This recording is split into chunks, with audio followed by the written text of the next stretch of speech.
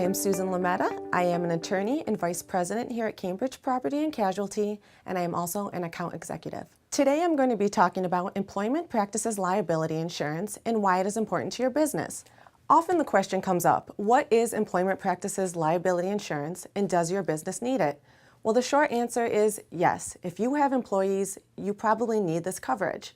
Employment practices liability insurance covers you for claims such as sexual harassment, discrimination, whether it be age, race, disability, pregnancy, national origin, wrongful termination. And what it really covers is the legal costs, the settlements and judgments related to these employment type claims. So employment practices liability coverage is very important for several reasons. First of all, businesses are often misguided into thinking that because they have a commercial general liability policy that these kind of claims are covered, when such is simply not true. Specifically, if you look at the language of your liability policy, you will probably find that employment-related matters are actually excluded, specifically in the language.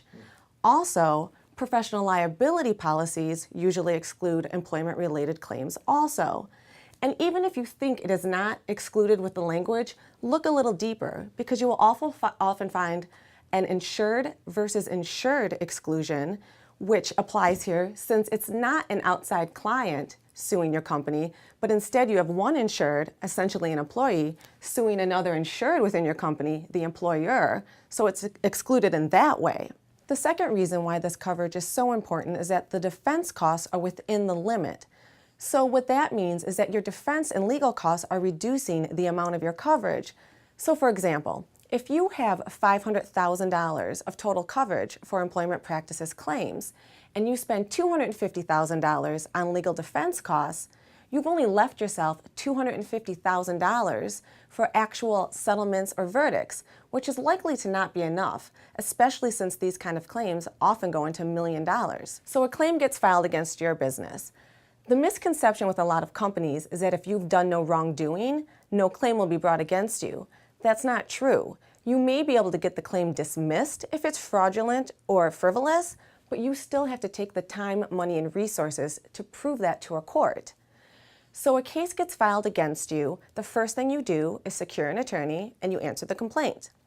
Then the discovery process starts. Discovery includes things you may have heard of such as depositions, interrogatories, investigations. All these things are taking hours of an attorney's time, and at several $100s an hour, it can quickly add up. Then a team of attorneys takes all of this discovery and all the evidence, they do legal research and file an extensive brief explaining to the court why this claim should be dismissed. So if you are lucky enough to win, there's still a possibility of appeal. So now you've already gone several hours in at several $100s an hour for an attorney, and now there will likely be an appeal. Again, we are talking about several hours, a different and extensive brief, and now you are attaching all those exhibits again, and you have new oral arguments, just like you did in the trial court. And also, a lot of these claims come under federal statute, since they are things like civil rights and Title VII. If that's the case, you are likely to also be in federal court, so you have a different court system and a different Court of Appeals, which for Michigan is the Sixth Circuit Court of Appeals in Cincinnati, Ohio. So that is if you're lucky enough to win and get your claim dismissed. If you're not so fortunate as to get your claim dismissed, then you move on to trial. Well, now once you get into trial, the prepping for trial, the actual litigation, which can be several days up to several weeks if it's a complex matter, and probably more than one attorney at that point, will cost a lot of money, which can be staggering to a lot of companies. We're talking about hundreds of thousands of dollars in most cases.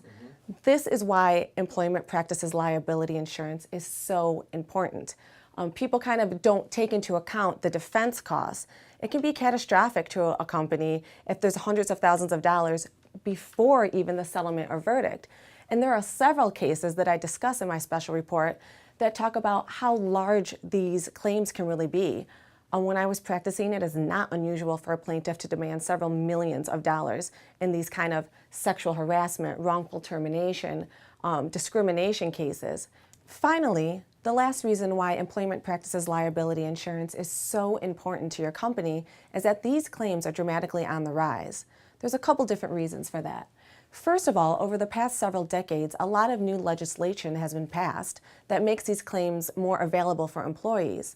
Things like discrimination, Title VII, and even things like the Pregnancy Discrimination Act. These are all laws that have come into the realm the past several years, and it makes it easier to bring a lawsuit. Secondly, really the media has a big role in this. When you see a lot of these cases and the large verdicts, it really tells employees that this is a remedy that's available to them, and so it makes it more open for the courts to have to handle these types of claims.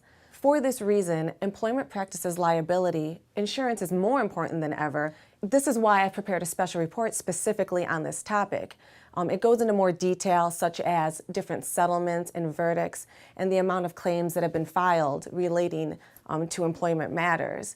So if you'd like to see this special report or anything else pertaining to your business, please feel free to contact me.